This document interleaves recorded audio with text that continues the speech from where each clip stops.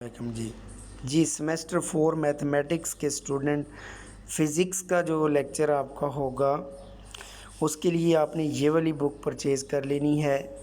मजीद book depot की है modern physics. ठीक है, मॉडर्न फ़िज़िक्स। ये कुछ बुक्स में मॉडर्न फ़िज़िक्स के साथ साथ इलेक्ट्रॉनिक्स भी दी हुई है, वो वाली बुक भी ले सकते हैं जिसमें मॉडर्न फ़िज़िक्स एंड इलेक्ट्रॉनिक्स है, या सिर्फ मॉडर्न फ़िज़िक्स की मजीद बुक डिपो से मिलेगी। इसमें जी पहला chapter light and quantum physics के मुतल्लिक है और क्वेश्चन है what is thermal radiation, cavity radiation, write their characteristics and properties. Thermal radiations होती हैं, जो ब्लैक बॉडी है ना, ब्लैक बॉडी उसमें से जो रेडिएशंस निकलेंगी उसको थर्मल रेडिएशंस कहते हैं, या फिर जो उसमें एब्जॉर्ब होती हैं। अब ब्लैक बॉडी क्या होता है, मैं ये पहले एक्सप्लेन कर दूं। देखें, हमारे पास अगर ये एक मटेरियल है, ये, और ये एक बॉक्स है, क्यूब है,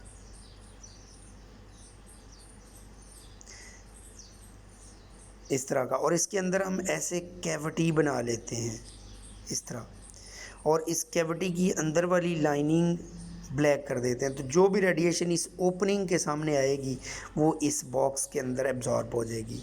ये दरमियान में मैंने कैविटी बना ली है।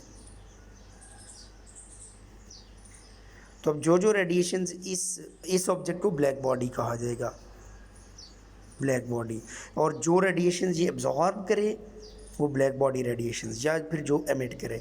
देखो, जब ब्लैक बॉडी को ठंडा रखा जाए, कूल रखा जाए, तो ये रेडिएशन ज़्यादा एब्जॉर्ब कर सकती है, एमिट थोड़ी करेगी, और जब ये हॉट होगी तो एमिट ज़्यादा करेगी, एब्जॉर्ब थोड़ी करेगी। ये इसकी प्रॉपर्टीज़ हैं। ये आइडियल रेडिएटर भी है, आइडियल एब्जॉर्बर भी है black body. Ideal radiator mean हर तरह की रेडिएशन को एब्जॉर्ब कर सकता है, और आइडियल रेडिएटर के लिए कंडीशन ये लिखी है। चलो पहले थर्मल रेडिएशन की डेफिनेशन पढ़ लेते हैं। Radiations emitted from the material due to temperature is called thermal radiations. आगे इसकी एक्सप्लेनेशन है। Ideal radiator, material whose thermal radiation depends only on temperature and independent of shape of the and nature of the material, यानी जिसमें radiation सिर्फ temperature पर depend करें वो ideal है।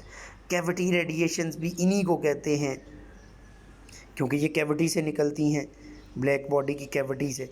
Spectrum of the thermal radiations, spectrum यानी अगर graph draw किया जाए वेवलेंथ वर्सेस रेडियंसी, रेडियंसी समझ लें इंटेंसिटी के डायरेक्टली प्रोपोर्शनल है, वाई एक्सिस पर इंटेंसिटी भी ले सकते हैं।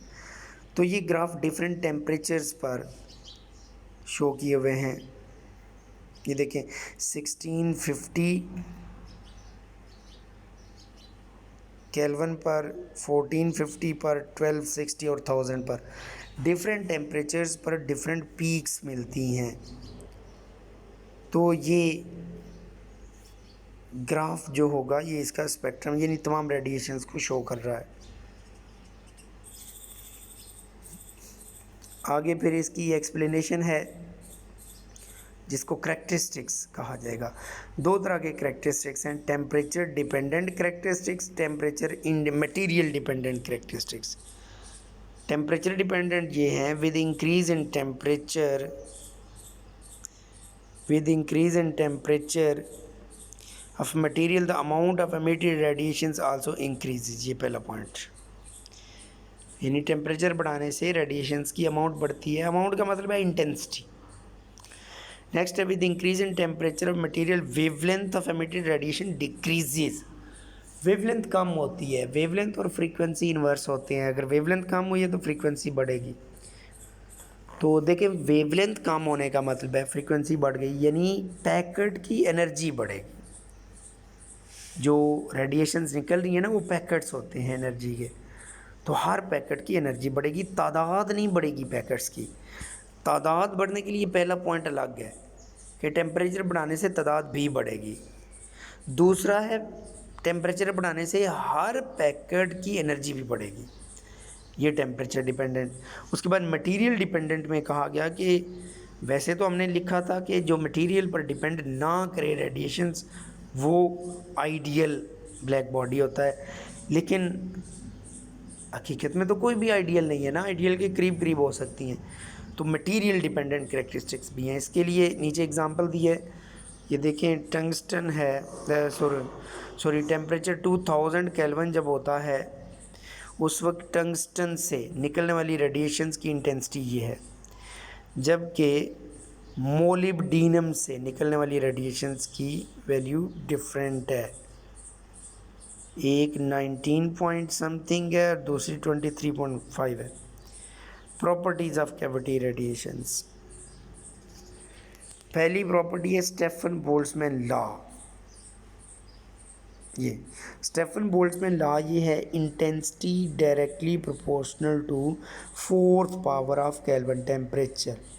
अब प्रोपोर्शनल को ख़त्म करें तो कांस्टेंट आएगा सिग्मा, इस सिग्मा को कहते हैं Stefan's constant, Stefan Boltzmann constant, और इसकी ये वाली वैल्यू दी हुई है 5.6 10⁻⁻8 वेबर पर वाट पर मीटर स्क्वायर पर केल्विन 4। तो ये जो लॉ बन गया I is equal to sigma T power 4, ये स्टेफन बोल्ट्जमैन लॉ है, फर्स्ट कैरेक्टरिस्टिक। उसके बाद दूसरी है स्पेक्ट्रल रेडियंसी। स्पेक्ट्रल रेडियंसी में spectral radiancy curve at a given temperature shows the energy is not uniformly distributed. ये जो कर्व है ना स्पेक्ट्रल रेडियंसी की, यानी इंटेंसिटी की, रेडियंसी मीन इंटेंसिटी, ये इंटेंसिटी की जो कर्व है ये शो करती है एनर्जी यूनिफॉर्म नहीं है। देखें जैसे जैसे वेवलेंथ बढ़ रही है एनर्जी बढ़ रही है, यहाँ पर आगे मैक्सिमम हो गई और फिर कम होना शुरू हो गई, यही लिखा हुआ है ऊपर। अच्छा आगे ये फार्मूला है रेडियंसी का, DI/d लैम्डा, DI इंटेंसिटी है, इंटेंसिटी को विद रिस्पेक्ट टू लैम्डा आप डिफरेंशिएट कर दें तो ये रेडियंसी का फार्मूला बनेगा। नीचे यहाँ से फिर I को सेपरेट कर लें तो ये इंटेंसिटी का फार्मूला बन जाएगा। नेक्स्ट है जी Wien displacement law. Wien displacement law ये है कि लैम्डा मैक्सिमम, देखो जिस जगह पर मैक्सिमम एनर्जी हो गई या इंटेंसिटी हो गई ये वो जगह है, इस जगह की वेवलेंथ को लैम्डा मैक्सिमम कहते हैं, ठीक है। डिफरेंट टेम्परेचर्स पर लैम्डा मैक्सिमम डिफरेंट होता है, ये पिछले ग्राफ में शो किया हुआ है, ये बना। देखो 1650 केल्विन टेम्परेचर था तो इसका लैम्डा मैक्सिमम ज़्यादा है, और 1450 है तो नहीं, पहले वाले का लैम्डा मैक्सिमम ये कम है, दूसरे का लैम्डा मैक्सिमम ज़्यादा, तीसरी कर्व का और ज़्यादा। तो जैसे जैसे टेम्परेचर कम होता जाता है लैम्डा मैक्सिमम बढ़ता जाता है, ठीक है। तो इनका जो प्रोडक्ट है वो कांस्टेंट रहना है, ये lambda inversely proportional to temperature, यहाँ पर कांस्टेंट लिखा जाए तो वो B आएगा, और लैम्डा T कांस्टेंट रहेगा। इसमें जो B कांस्टेंट है उसकी वैल्यू ये गिवन है, ये वैल्यू उसकी भी याद करनी है। तीसरी प्रॉपर्टी, हाँ दो ही हैं, तीसरी इवेंट डिस्प्लेसमेंट लॉ हो गया। उसके बाद है what is cavity radiations establish Planck's law. अच्छा कैविटी रेडिएशंस हमने पहले एक्सप्लेन कर ली हैं, जो कैविटी से ब्लैक बॉडी से निकलती हैं। इसमें वेन्स डिस्प्लेसमेंट लॉ भी हमने पढ़ा, लेकिन ये जो लॉ है ना इसका ये फार्मूला है वेन्स डिस्प्लेसमेंट लॉ का, ये फार्मूला वैलिड होता है लो टेम्परेचर पर, यानी ये कर्व है ना ये नीचे बनी हुई, इसमें यहाँ तक इस जगह तक ये लॉ वैलिड है। और ये जो रिले जीन्स एक्सप्लेनेशन है, रिले जीन्स ने फार्मूला बताया था ये वाला कर्व का, ये फार्मूला सिर्फ हाई टेम्परेचर पर एप्लीकेबल है इस रीजन में, ठीक है। तो प्लांक्स ने ऐसा फार्मूला बनाया था जो पूरे ग्राफ को एक्सप्लेन करे, लो टेम्परेचर को भी हाई टेम्परेचर को भी, ये उसका फार्मूला। ये फार्मूले डायरेक्ट ही आपने याद करने हैं। आगे फिर के की वैल्यू बोल्ट्जमैन कांस्टेंट की लिखी हुई है। क्वांटाइजेशन ऑफ एनर्जी लास्ट पर है। क्वांटाइजेशन ऑफ एनर्जी का मतलब है कि ये जो रेडिएशंस निकलती हैं, ये एब्जॉर्ब होती हैं, ये पैकेट्स की फॉर्म में होती हैं, इनकी फिक्स एनर्जी होती है और उसका फार्मूला E=hf है। n का मतलब है तादाद पैकेट्स की कितनी है। अगर एक पैकेट है तो E=hf, 2 पैकेट्स हैं तो 2hf।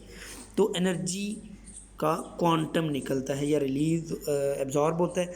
ये नहीं हो सकता कि आधा पैकेट एनर्जी एब्जॉर्ब हो जाए, ये क्वांटम को तोड़ा नहीं जा सकता। तो इसको क्वांटाइजेशन ऑफ एनर्जी कहते हैं कि एनर्जी एमिटेड और एब्जॉर्ब्ड इन पैकेट्स hf के बराबर एनर्जी एमिट होगी, या 2hf या 3hf या 4hf एंड सो ऑन। यहाँ तक जी ये आप याद रखें। नेक्स्ट फिर कल करेंगे। ओके, अल्लाह हाफिज़।